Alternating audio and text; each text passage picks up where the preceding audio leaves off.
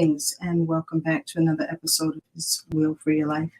I am your host, Sherry Levon Harris, and I will be interviewing a home gardener who specializes in growing vegetables in containers, which offers a unique insight into an increasingly popular method of gardening that is both space efficient and accessible. In the realm of gardening, diversity is not just a virtue, but a necessity. Container growing is a particular, it opens up a particular world for gardening to those with limited space, allowing the cultivation of herbs and vegetables and flowers right at your doorstep. And so we ask that you would stay tuned, please like, tag, and share, and we will be right back.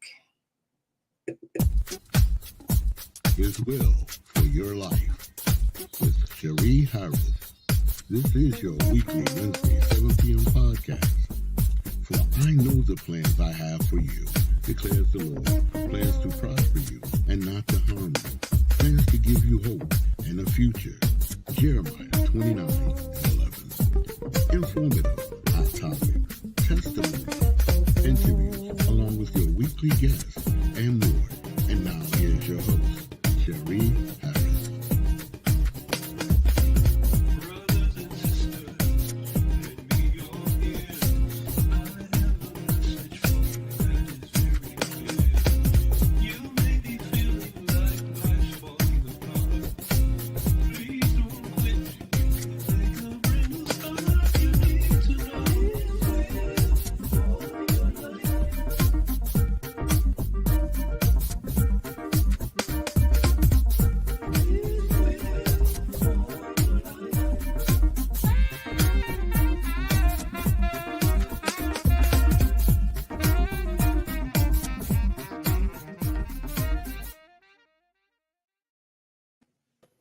Greetings and welcome back to His Will for Your Life. Again, I am your host, Sherry Levon Harris, and joining me this evening is Jackie Smyers. She's a home gardener. And how are you, ma'am? I am well. Thank you so much for having me tonight. You're welcome. I'm going to give you this opportunity to share with our audience who you are and what you do. So, like it says on my tag below, I am a home gardener, but that is not all that I do.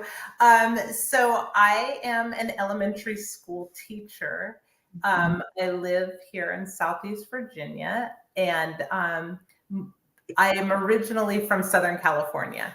And so that's kind of where my gardening journey began. I lived just outside of Los Angeles for 45 years before my husband got a job here in Virginia, and we moved out east. And yeah, that's pretty much brings us to now. Well, that is great. And so I'm excited to hear about your style of gardening. We did have some others. And so yours is a little unique as it relates to the way you garden. And so we're going to talk about that tonight, okay? Sure, sounds good. Right. So I want to start off and ask you, can you share how you got started with container gardening and what inspired you to focus on vegetables and fruits and whatever it is that you garden? So I got started with container gardening, I think because of the space that I did not have at the time. My husband was active duty military, and we lived in several different apartments. And there were times when all we had were a few feet of a, like a balcony or a deck outside of the home. And gardening is in my blood. My grandfather was a gardener. I grew up just even as a child. I was always outside. I'm very much, I need to be in tune with nature. That's just part of who I am. Okay. And so even as a child, I would be planting and, outside, and, my parents would have us, we would go out and, we would pull weeds, and my parents, they had a garden at our home growing up and things. So just working with growing different plants and things. That's just part of who I am. But the space restrictions when we were living in apartments made it hard to plant and things. So I started to buy different kinds of pots and different kinds of containers. And the advantage of them is you can use them as decor as well as, they have the usefulness of, holding your, what it is that you are growing. Mhm. I always loved the idea of having fresh vegetables at home, especially things that are easy like lettuce. Right. And I do myself too. I like things that are kind of easy gratification. Uh-huh. And so I've discovered with lettuce and kale and these leafy greens that I can go and get a plant, put it in a pot, and that night I can immediately start, harvesting leaves, and I can have, a salad, that quick. Wow. That, right at your fingertips. I like that. Yes. Hmm. And I am not one for, and I know maybe it's different than other gardeners. I know people talk about, they buy the packets of seeds and they plant and grow plants from seed. Mhm. I do not have good luck with that. As much as a green thumb as I do have, Mhm. I have not had good luck with growing seeds. Mhm. I've had lots of different experiences where I typically plant too many, Mhm. and then I have lots of little seedlings that grow, and I feel responsible for these lives. Okay. Not that I have created this life, but I feel that because I have placed that in Mhm. the soil and watered and things, that now I have a very hard time just discarding. I feel like I need those plants to then come all the way through, come to fruition. And so it I end up with way too many, plants sometimes, and then I don't have a place to put them, and then they end up shriveling off and dying, and then I feel kind of bad about them. I do much better with plants that are you can get, just at a garden center that they've already started it for me, and I can just take that and then use that in a container. So that makes it much easier, especially for beginners. Yes, absolutely. And the thing about that too is that what I've learned over time is that the garden centers in your area, Mhm. they have plants that are designed to thrive in your particular region. And Okay. so I know that sometimes with packets of seeds, it will talk about different zones you should plant and different times you should put them out and such. I just trust that when I go to the garden center, they've picked varieties that are supposed to do well where I am. So it takes a lot of, I think, the guesswork out. Mhm. It also takes a lot of the impatience and waiting for the tiny seed to sprout and grow. Right. There is a lot that goes along with that. You have to, for example, if you grow little plants, say you wanted to grow a particular type of tomato, you Mhm. grow it from seed. There, you start your seeds indoors. Typically, at least I've learned here on the East Coast, it's cold. they don't want to thrive then. But what happens is you have to get the plants used to being outside before you can just take them out of your Okay. kitchen windowsill, for example, and putting them out in the garden. There's a hardening off type period where they get used to being outdoors and they have to have certain amounts of light. I can't tell you how many little plants that I've had that they get blight. They get, the sun is too powerful for them. Mhm. Mhm. So when you go to the garden center, I know it costs a little bit more because you can get the seed packets for, such an inexpensive price. Okay. And nowadays you're paying $4 or $5 perhaps for a plant, but Mhm. at least I know that that plant is going to very likely work and produce and work with me. And a lot of the garden centers, if you keep your receipt, if a plant doesn't thrive, you can return and they will refund you. Wow, So, that's great to know. okay. Thank you for sharing that information. What factors do you consider when selecting vegetable varieties for container gardening? And are there specific types of vegetables you find more suitable for containers? Well, we live in such wonderful times because Mm-hmm. I mean, things have changed from when I started gardening, many years ago. So there are varieties now that are designed to be grown in containers. Okay. And so out on my patio right now, or out on the deck, I have several types of tomatoes. I pick things that I obviously enjoy eating. I love tomatoes, and they're so versatile. You can use them, in sauces and in salsas, and just in a sandwich, so many ways. But there are varieties of tomatoes Mm-hmm. that are designed to be grown in a container. I have a particular variety right now called patio, and it's when you read the little tag that comes with the plant, it explains that it's designed for a container. Wow. And so that makes it easy to know, okay, that's going to be a good one for a container. Or there's another one called Bush Goliath. And if you take the time at the garden center to read just the little snippet that comes with the plant, it can give you information about the conditions that the plant needs. And so that helps a lot as far as nowadays. I have other tomatoes that are in pots that are not designed for containers. They're the typical kind that you could plant anywhere. Okay. The key for those is just giving their roots enough room to grow. And so you'll want, for like a tomato plant, like a variety, maybe like a beefsteak tomato. You'll want to put those in a pot that's much deeper.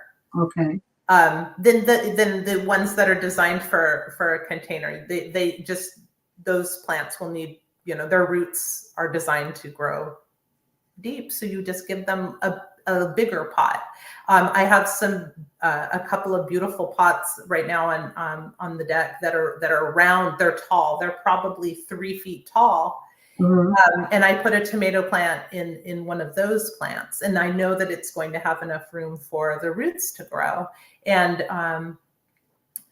they grow. I also have my, the cages that go around the tomatoes.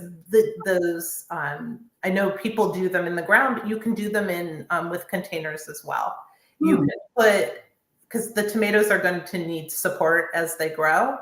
I've learned that the kinds that are designed to grow in containers don't always need as much support. I just feel like I'm growing a tomato, therefore I need a tomato cage. So I put a tomato cage over them anyways. But last year it was one of the varieties I had. The plant never got more than probably this big, and it had this big tomato cage coming off of it. And it was probably August before I was like, I can probably take the tomato cage down now. It's okay. It doesn't need that. Wow. I love tomatoes as well. Yes. And cucumbers and all those good things. Yes.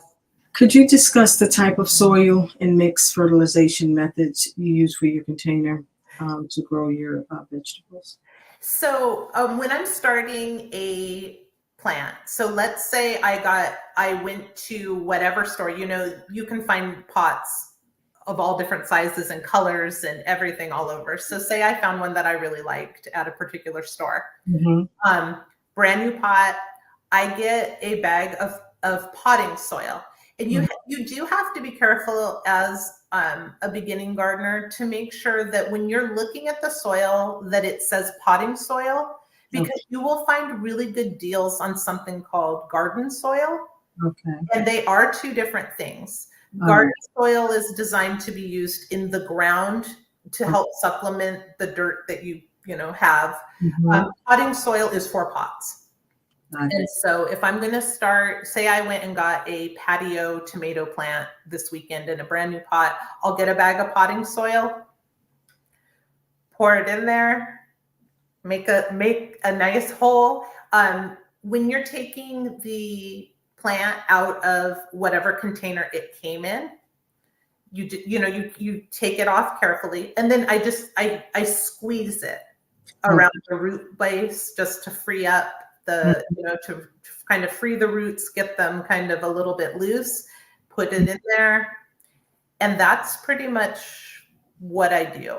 I don't use a lot of fertilizers. I don't use a lot of chemicals or anything in my gardens at all. Okay.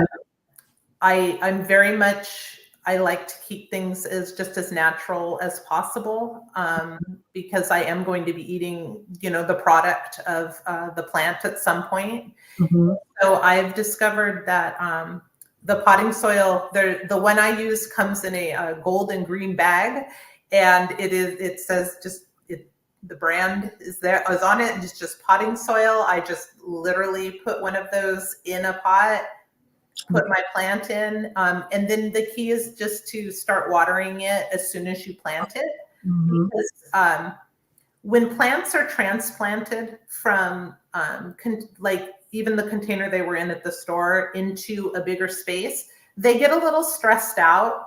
Mhm. And for the first day or two, possibly as long as 3, they might look really sad. Okay. Like, oh no, what have you done to me? What is this new world? And they look all limp. And you have to be patient with them through that process. Okay. I went through this, excuse me, during this past weekend because Mhm. sometimes when you go to a garden center and you buy like a new plant, Mhm. sometimes if you are lucky, you will find that there are 2 plants in the 1 cup, and you're only paying for the 1 cup, but there's 2 plants that are in there. Wow. It's very exciting for me when I have that. And so I had 2 tomatoes this past weekend, and I was going to put them each in their own container.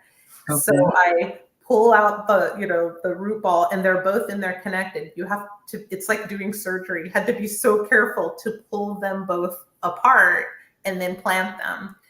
They were very upset with me for the first probably 3 days, which that's about as long as I've seen. I was, even today when I came home, I went out there and looked at them, and I was relieved. Today they're standing upright. They look happy.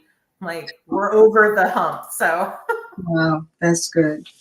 I'm learning how to take care of my outside plants, but I do want to tackle the gardening of vegetables. I'm a little nervous, but I want to give it a try. oh, I think you should. And I feel like lettuce is such a good place to start. But where we live in this part of the East Coast, Mhm. lettuce has a particular season. And I planted my lettuce probably back in March. So it's been about a month or so. And I'll only have lettuce for maybe another month before it'll start getting too warm. But right now, you can still find lettuce plants at the garden centers. Just get a container, like I said. I put in the soil. I loosen up the root balls, put the lettuce in there, water it, and then literally that night, go out and I can start pulling leaves. And the beautiful thing about lettuce is it wants its leaves to be Mhm. consumed because that helps the plant continue to produce new leaves. So Right. you continue to have, new lettuce coming Mhm. in. It's the same with other leafy greens like kale and things like that. The Right. more when you use leaves, it produces new ones, and it keeps the plant from going to seed. Because ultimately, I mean, every plant's goal is to create seeds so that it can, Hmm. create new plants for the future. I Right. mean, that is that's that's with all of our plants. I mean, it's a reproduction cycle. They're going to live their life cycle. They want to reproduce, and Mm-hmm. it's their time to pass, and a new plant will take its place. So we just have to kind of trick the plant and buy some time. So by pulling off the leaves, we're having, delicious salads at night. The plant is like, wait a minute, I have to produce more leaves. Oh, wow. And we can get a few, couple months out of it before eventually its season will come and the plant will bolt. And when a plant, like a lettuce plant, for example, bolts, it'll send up a flower. At that point, the lettuce leaves, they're not very delicious anymore. They become kind of bitter tasting. And you know that it's that plant, that lettuce is probably is done for this season. Wow. Summertime here in Virginia it's too warm for lettuce outdoors. And so it's always a good idea to just have in the back of your mind, like, okay, I know that probably in late May, early June, my lettuce will be done. That's going to free up a container. Okay. And so I might have a summer plant that I'm thinking I'm going to maybe get a pepper or another tomato plant, for example, to put in when the lettuce goes. The thing I found fascinating when I moved to the East Coast is that the garden centers here only have plants, like vegetable plants, from maybe late March until maybe July 4th. Okay. In the land of eternal sun in the West Coast, when I lived out in Los Angeles, our garden centers had vegetables year round. There was, I would be picking tomatoes off the plants in December and still enjoying the fruits because it doesn't get cold there like it does out here. So I've learned here there's definitely a season. And so getting plants, like if I know my lettuce will be done in June, making sure I have something in that pot. Otherwise it's going to be till next year before I can, put something in there again. Right. Wow. That's a lot of information. I know. Information, but it's good information. Let's talk about the watering techniques for your garden. Yeah. What watering techniques have you found most effective for container gardening, and how do you ensure that your plants receive the right amount of water?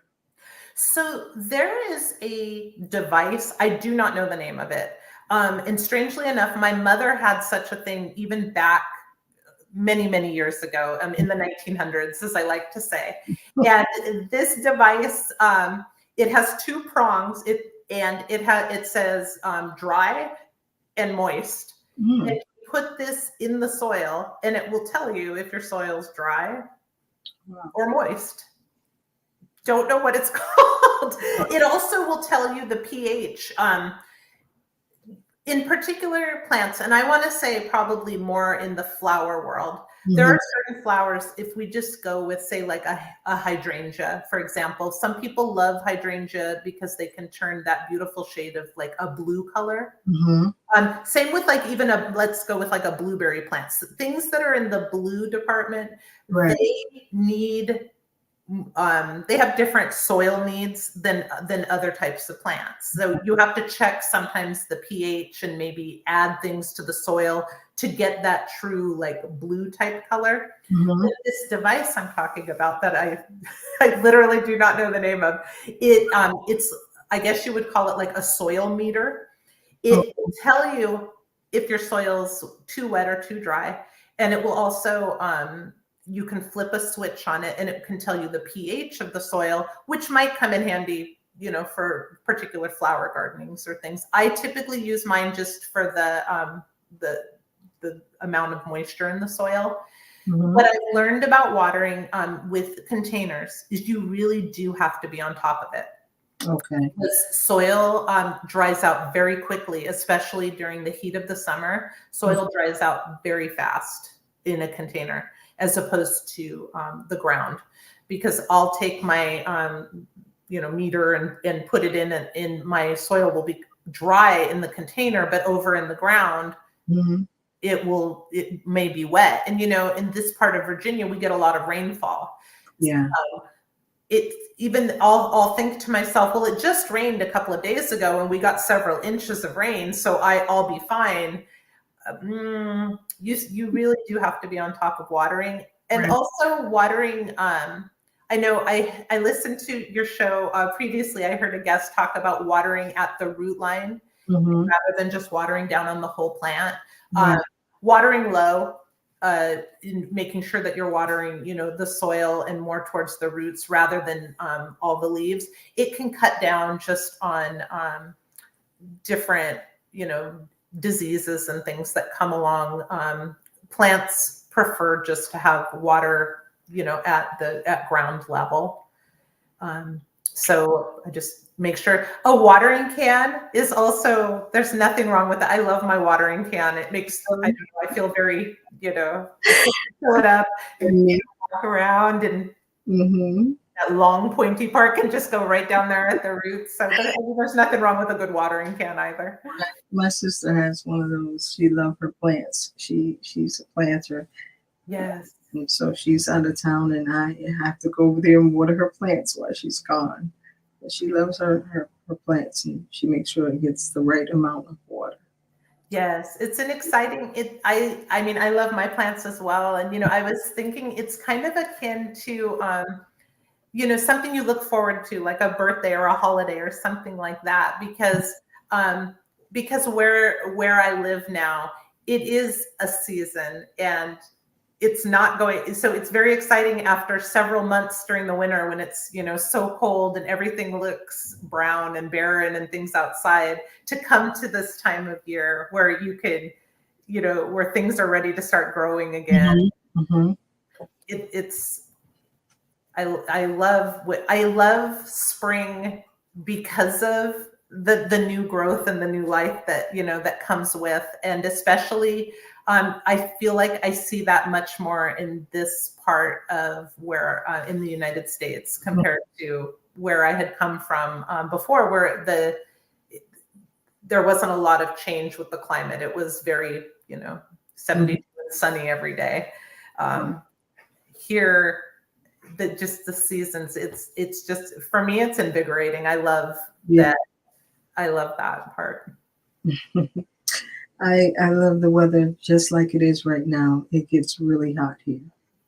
Yes. And it's like, I'm not going anywhere right now. So, but the thing about the humidity is the plants love it here. It's like being in a greenhouse all the time. And so you can have like that. Yeah. Such good results because of the humidity. Let's talk about the pests and disease management as it relates to the plants. So dealing with the pests, it can be challenging, right? So what strategies do you employ to keep your container vegetables healthy and thriving? It can be, but I feel like you don't have as many problems when you have a container, because the rabbits, for example, if you have rabbits that come into your yard, they're not going to get into a container. The containers are up. They're too high. The rabbit stays down low. The rabbit's not going to be up into your container, messing with your items, especially if you're talking, like I talked about, like I have like a 3-foot tall planter. The rabbit's not going to go in there. I have a garden I had that is ground level. I have a native plant garden out in my yard. Now the rabbits do go in there. We have squirrels that are here. Now my squirrels go in my containers every day. Really? They do. Because when I come home, I find nice little digging marks in my soil. So I know that they've been there for during the day. The squirrels aren't really there they're not there to purposefully cause problems for me. They're there because they're doing what they're programmed to do, what their instincts tell them. They need to bury their things, and this is good, easy soil for them to bury it in. Right. I have the squirrels to thank for my cucumbers right now. Really? Yes, because I grew cucumbers last year, Mm-hmm. and the squirrels did abscond with a couple of cucumbers. But in the process, they must have buried some cucumber seeds around my yard.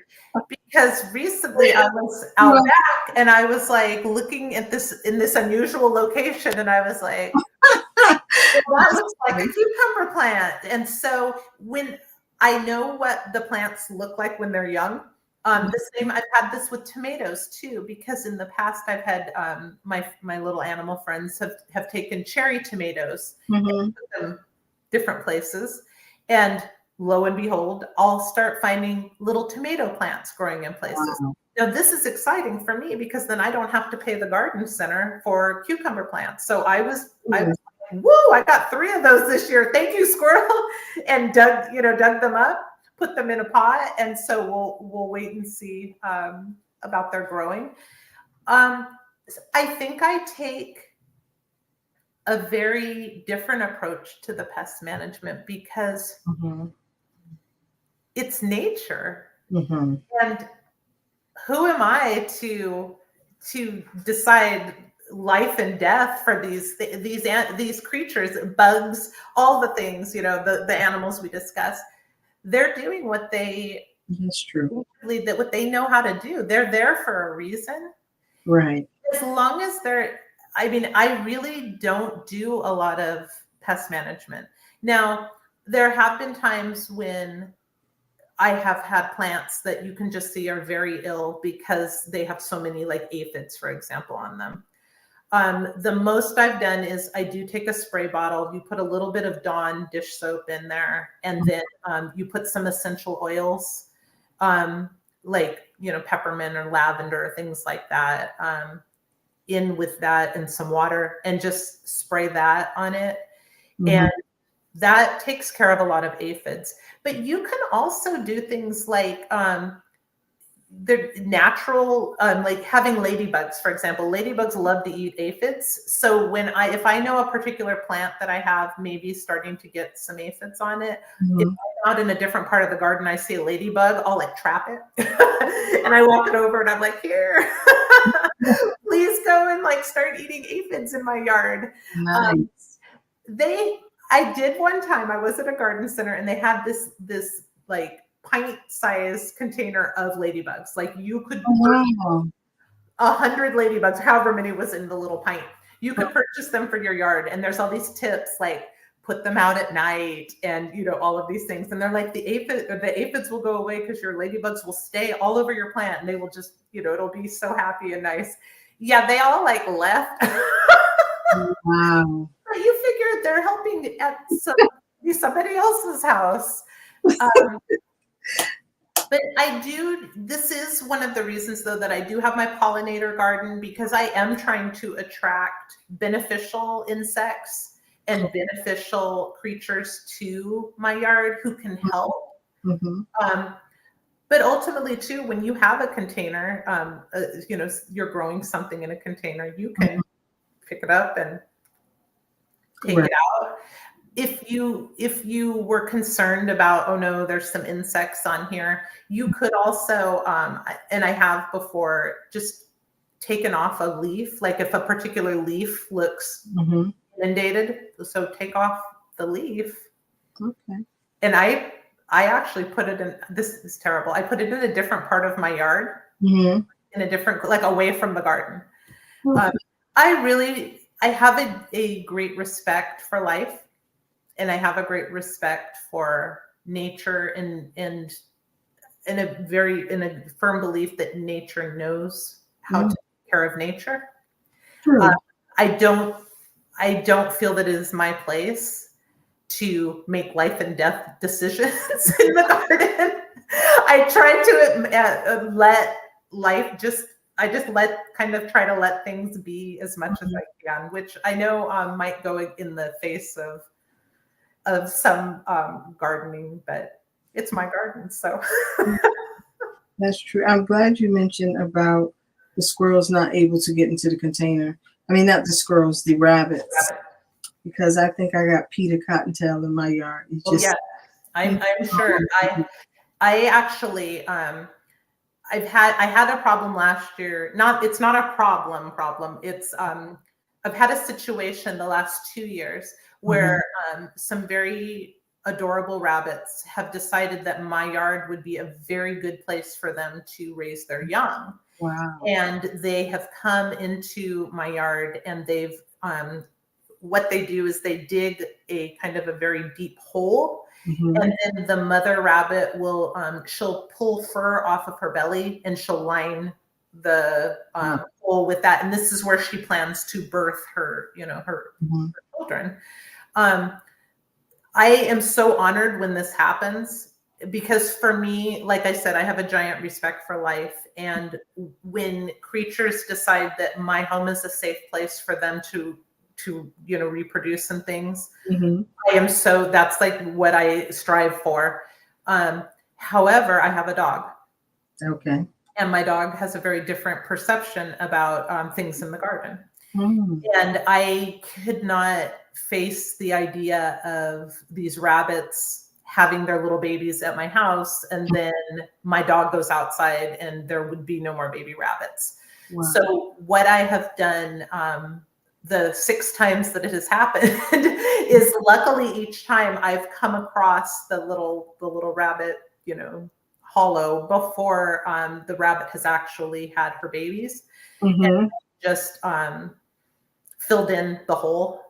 Okay. And then a couple of days later, I'll find a different hole and I'll fill it in. And then usually by the 3rd time, they get the clue, like, this isn't a good place, and they'll maybe go to my neighbor's house or something. Right. So, yeah, the rabbits, they don't bother me in any way, because they aren't bothering my garden, because my garden is in containers. And the other thing is, I do have a deck here so you would have to go up the stairs to get to where I have my containers. And so, and if you imagine someone living in an apartment who had, a particular balcony or something like that, that a lot of the creatures aren't going to, be able to get into those. Right. So again, it's like another advantage for container gardening. That's good information. Thank you. What are your top tips for maximizing yield in a limited space? You have to decide kind of what types of plants work for you. What are you looking for? Do you want vegetables? Because not everybody does. Some people want to look at flowers. Some people want to grow herbs. Herbs are a great way to maximize space, because so I've had a container for the last 4 years, and in my container I have the flat leaf Italian parsley, I have oregano, I have chives, I have lemon thyme.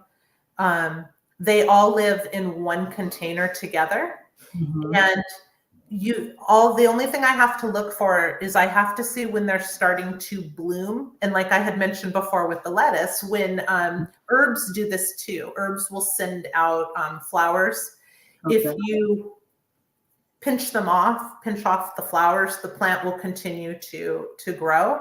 And I have not had to replace my herb garden in the last 4 years. Now in the wintertime, it looks sketchy. It looks like things look dried up, and like, I'm like, oh no, are they going to come back in the spring? They come back in the spring.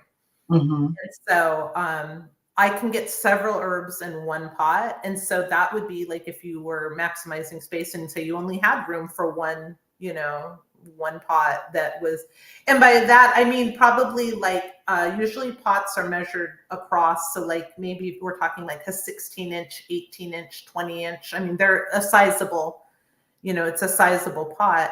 But if you didn't even have that much space, even, they sell, some people have in their kitchen, they have herbs. They have like a little tray with it. Herbs don't take up very much space. So you probably could get a lot of, if you really were trying to maximize space, you could definitely work with herbs. Like I said, lettuce doesn't take up a lot of space either. If you think about how big a head of lettuce is at, the store, I grow a lot of romaine, which is upright. It's not, wide. So I can get in my, one of my pots, I have 6 romaine plants right now. Wow. And so that's good too. And like we talked about earlier, looking for those varieties that have, that are designed for containers. Mm-hmm. When you're looking at tomato plants too, sometimes you'll notice that some say determinate and some say indeterminate. Mm-hmm. The indeterminate plants will produce longer and more than the ones that are determinate. Okay. So just little things to look for. But also it's like, what do you like? What do you want to grow?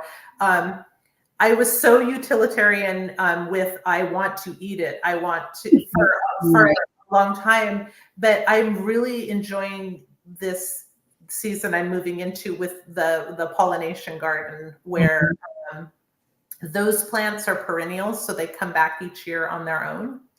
But a lot of them are just different flowering plants, and I'm not eating them or whatever, but other things are. I get such joy when later in the summer when I grow echinacea, which is the cone flower. Right. When they go to seed, all the goldfinches come, and the goldfinches just eat those seeds. And I learned from a person who works at the Norfolk Botanical Garden. They had told me to just leave my pollination garden with the dead seed heads and everything. They said leave it until Valentine's Day. Wow. Because I used to clean out my garden at the end of the growing season. When October, November would come around, I'm like, oh, well, it's time to clean out the garden. And they said, no, leave it, because the creatures need it, when they winter, because it does get cold. So. Wow. That's good to know.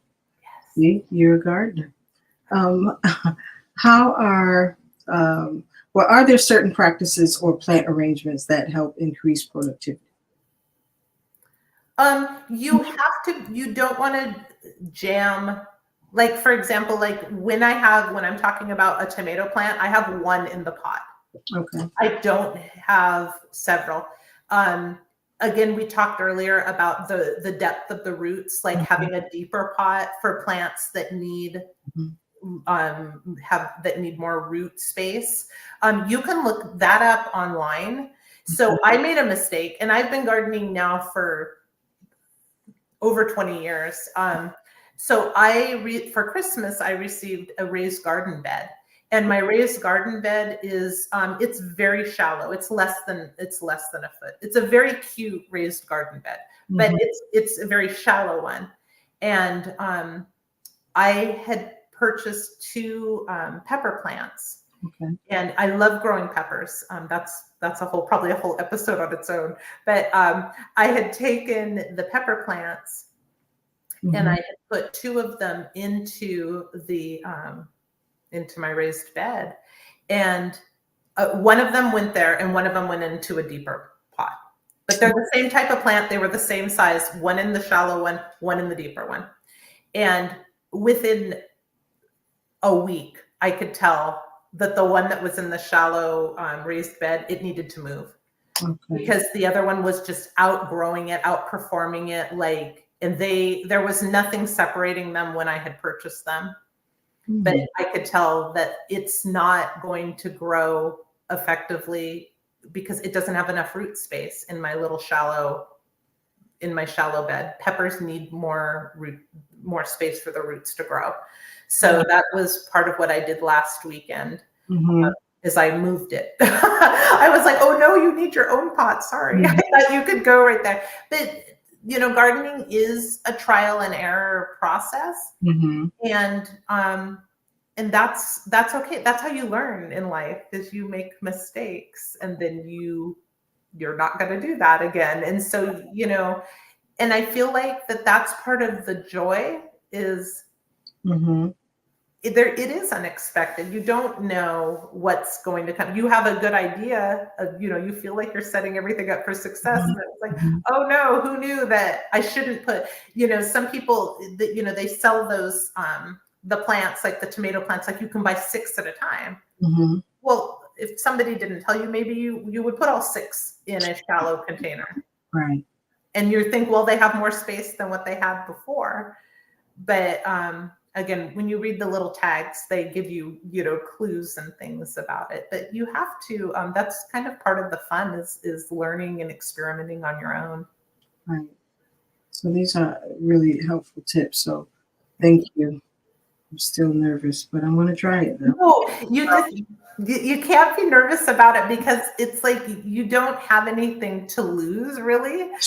Because if the plant were to die, then you go back to the garden center and you're like, oh no, look what happened, and they're very likely to work with you. But there you can get such joy from it, and just from help, nurturing life. I kind of, like I said before, like this is why I feel bad about, raising things from seeds. I feel like life is happening, being part of that. It's a very powerful thing. Where's the local garden center here? So there are so many places at this time of year where you can go. You can go to a hardware store like, Home Depot, Lowe's. They have plants. Walmart's Garden Center, it has fantastic plants as well. There are local specialty garden centers. There's one out in Deep Creek in the area of Virginia, here in Southeast Virginia. It's a family-owned, it's called White's Nursery. But if you go pass by, because I used to Deep Creek, so I will pass by there. Yes, but I mean, somebody who is, watching online. I mean, if you just search, again, we live in this wonderful time that, you can just go to Google and, search for a garden center near you. There are also specialty garden centers. I know that down in, again, in our area here in Southeast Virginia, down towards Hickory, there's a garden center that is specializing in native plants. And there are organizations, there are groups of people who sell native plants. If when we talk native plants, we're not always talking about vegetables, and I know that was a focus of yours. But I enjoy gardening with native plants as well, because it does bring in, the beneficial insects and, pollinators and things like that. But I know like the Chesapeake Master Gardeners are having a plant sale this weekend. And the Norfolk Botanic Garden sells plants. The Virginia Living Museum, if you follow these, them on social media, they will put out announcements when they're having plant sales. Typically, I've seen in this area in the spring and then again in the fall, there are local organizations who will sell plants, but I typically just go to the big box stores that are nearby, because they there's a lot of a lot of variety out there. I will say that I also travel around. I pretty much go to all the different ones. I like to find different types of tomatoes and peppers. But like, for example, like last summer, I think I grew 21 different varieties of peppers. Wow. So like I said, peppers could be its own episode. Wow, that's interesting. Let's talk about seasonal adjustments. So how do you adjust your container gardening practices with the changes of season?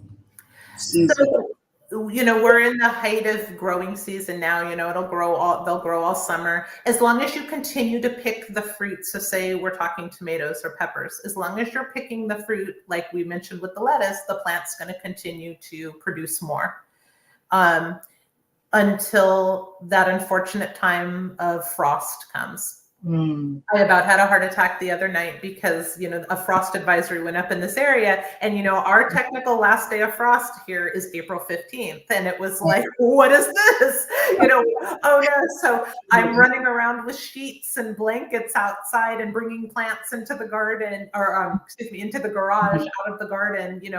That this is an advantage of container gardening is you can just pick up the container if it's not too heavy and put it inside. So, here frost ends a lot of things. And so during the off season, I mentioned my herbs. I can still eat herbs throughout the year. A lot of it starts to dry, get brown and, kind of fall off and things like that. But, you're not going to have tomatoes here necessarily in the wintertime anymore. So my pots, but I pick pots that I find to be really beautiful. I have a color scheme. I have blues and turquoises and greens and colors to me that are very serene. So I like to look at my pots. But so in the wintertime, like I said, the people at the Botanic Garden told me leave things until about the February timeframe before you start pulling out old plants. So that's what I did this year. And then I'll go through in the February, early March timeframe, start removing old plants. And then I do not purchase brand new potting soil for the next growing season. What I do is I do buy a bag of compost. Now, if you're somebody who likes to create your own compost or someone who has a compost pile or something, mixing compost in with the old soil that was from last season and then some new soil will allow you to reuse most of what you purchased from the year before. So I do know people who take their containers and they empty them out, and then each year they buy fresh, brand new potting soil. But you don't have to do that. The potting soil still has nutrients in it. I turn it over, and like I said, I mix in compost and do mix in some handfuls of fresh potting soil, and then the plant itself will come typically with potting soil as well. So dig my little hole, put my plant in, and we're off and running for another season. The only time I guess you would not want to do that is if you do have a problem with some kind of a diseased plant. Or if you have particular infestation of some kind of insect, then you very well may not want to reuse that soil. But I don't have that going on. So I've had good luck with rehabilitating, so to speak, the soil. Thank you. I know you touched on it, but I'm going to ask you this question anyway, just for clarity. Are there any special preparations for extreme weather conditions? Well, here in Virginia, we have all the weather conditions, which was very different from Southern California. Yes. I was very concerned a couple of weeks ago because we went through a period of probably, 2 weeks of just wind. And the wind and my brand new baby plants were not cooperating. The little plants were so sad because they're like, oh no. And I'm like, this wind has to stop. Otherwise they're going. I had a baby plant, a pepper plant. It snapped because of the wind. Now, the good news was with pepper plants and sometimes with tomatoes too, when their stems snap, but they're still attached, I just put new soil on the little broken part. And now I actually have 2 plants because it's making a root off the part that I buried over on this side. So it all worked out in the long run. But you do have to watch the weather forecast. If frost is definitely a thing. So if they tell you that there is even a frost advisory, something as simple as a pillowcase or a sheet, as long as the plant is covered, it will be fine. Usually we get large amounts of rain here. Excessive rain usually isn't a problem because something obviously with your container is do make sure that it has good drainage holes.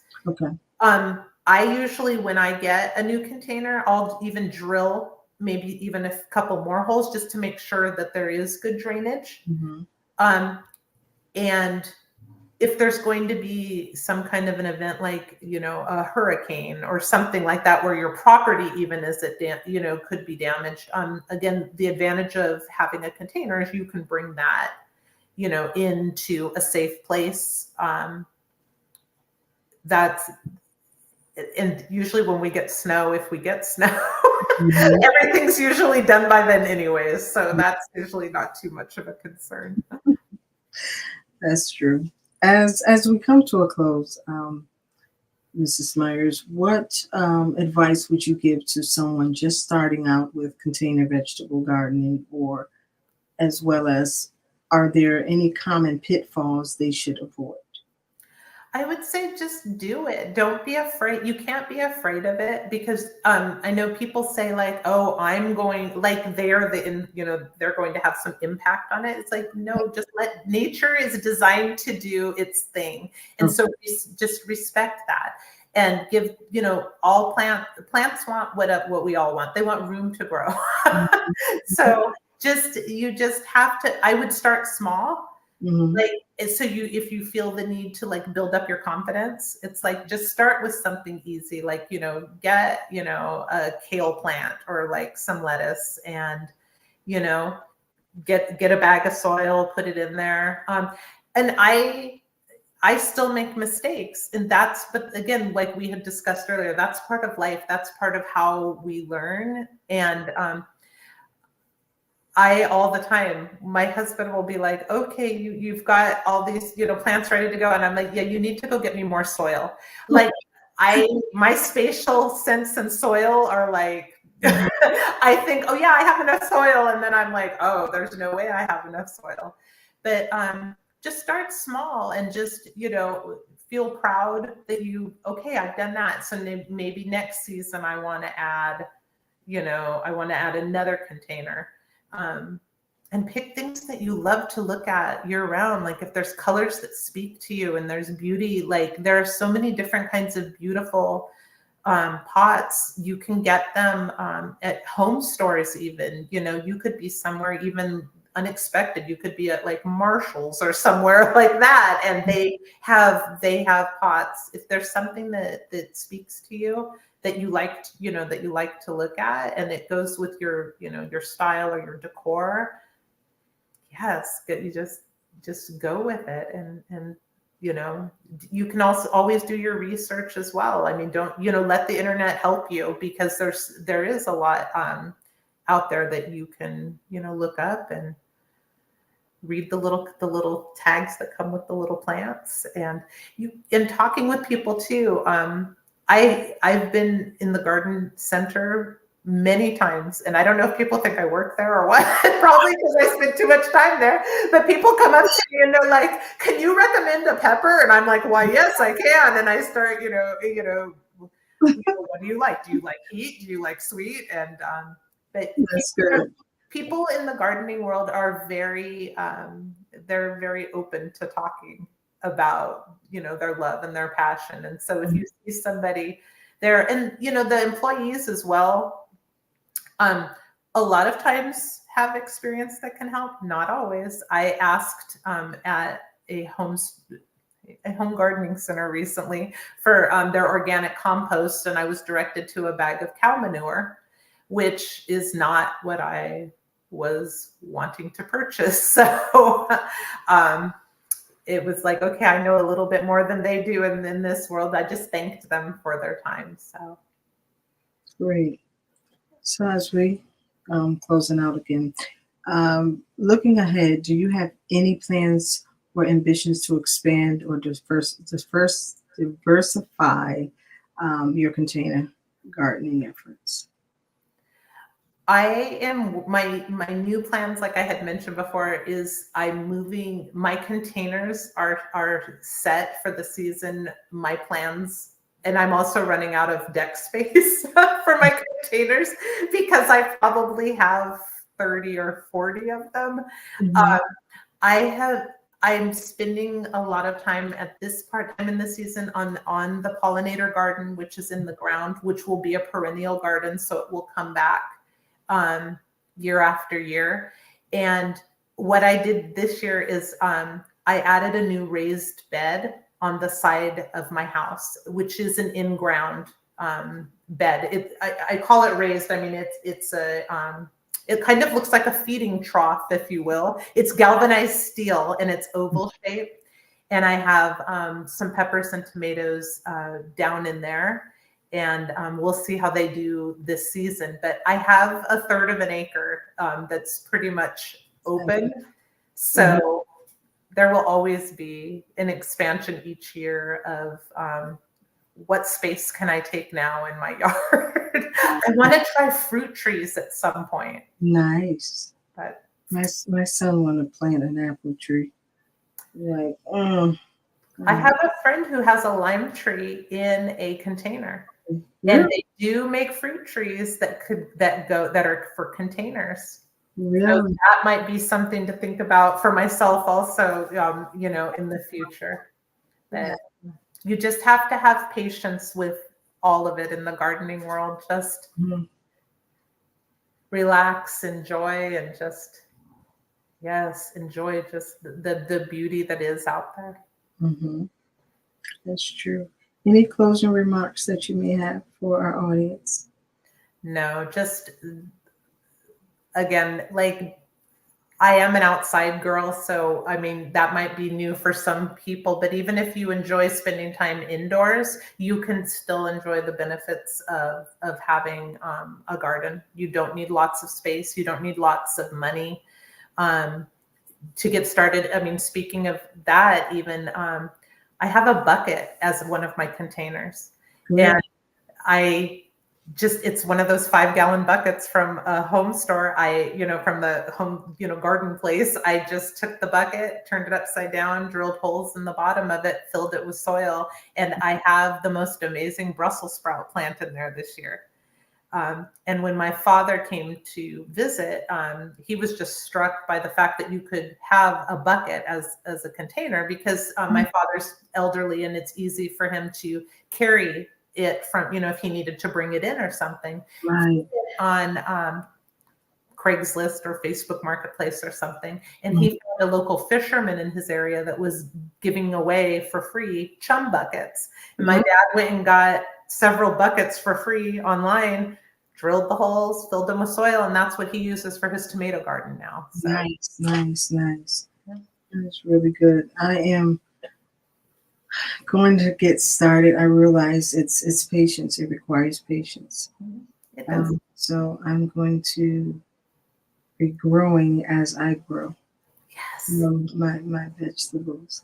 I don't want any of you to be discouraged. Gardening requires patience. It requires care and willingness to learn from the earth and its cycles. It's an exercise in patience and persistence, where the rewards extend beyond the harvest. The garden becomes a teacher offering lessons in resilience, renewal, and simple joy of watching something grow.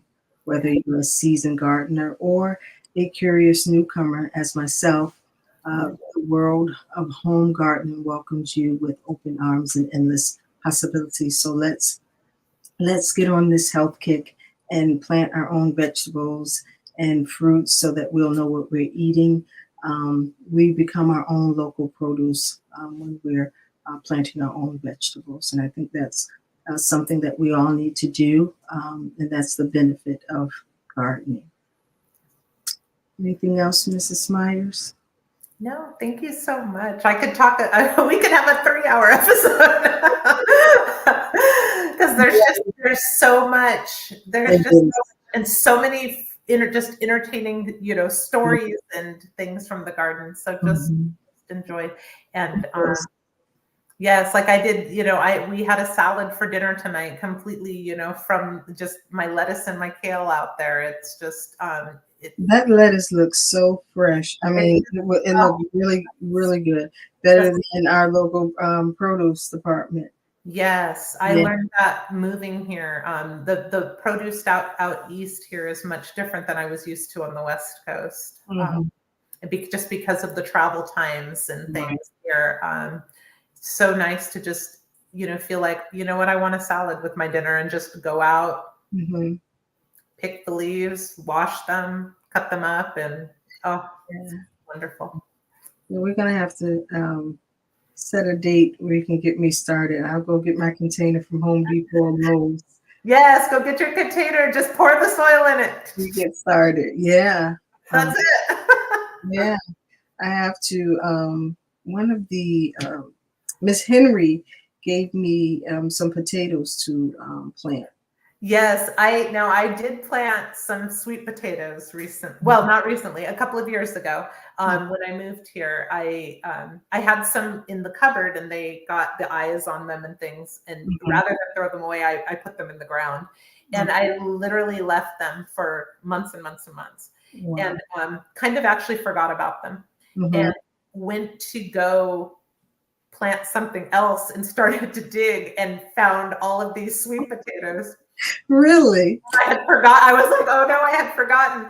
But at that point, I was kind of worried about, I don't know, there's still something about the potato, about growing them. I'm not there yet. So I had this whole pile of the sweet potatoes and I was like, I don't think I'm going to be eating them. And that seems wasteful. So nice. I really need to, I'm giving away my money. I'm always buying spinach, and I'll eat it all up in about 3 or 4 days. It's all wet and it's a mess. And so I need my own where I can just go out in my backyard and just grab it. And we need to get you doing that before it starts to get too warm, and then they won't have lettuce plants anymore. And I want to do herbs. I want to do my own herbs. Yes. And make my own little blend of herbs. Yes, I have lavender, and I mean, among other things, obviously. And then, and then they provide, my parsley provides a home for caterpillars that turn into beautiful butterflies later in the season as well. So again, just nature, just doing its thing. It's fantastic. Yeah. Well, thank you for joining us. It is a joy to have you on. Thank you. On the podcast, and I'm quite sure we'll have you on again as we continue on this health journey. Yes, we can have a pepper episode. Yeah, and knowing what seasons to plant what. And I think that's something we need to know, because sometimes we want to just go plant anything or our favorite fruits and vegetables, and it may not be the season to produce that type of fruit. Sure. Or vegetable. Yeah. So I'm going to bring this to a close. If there's, you're not on social media. I was about to say. No, I don't do social media. Just for a lot of reasons. You'll find me in my garden. I'm sure if someone had a question or something, and people know how to contact you because you do have the presence, and you know how to get in touch with me. But I don't do any of that. It's better for my mental well-being and things. I don't need that in my life. With my job, it's, working, with kids and things. I devote myself to them all day. And then it's nice to just come home and have time that's free. Right. That's so true. Well, you guys, thank you for joining us. Next month is the 5th month. It's May. And so we're going to talk about the encounter, grace, the encounter. That's our topic. And so we're going to have speakers each week talking about grace. We hope that you will join us. Enjoy the rest of your week. Remember, it's okay not to be okay, just as long as we don't stay in that place. Thank you again for joining us. We will see you next week if Yah says the same. Good night, everyone.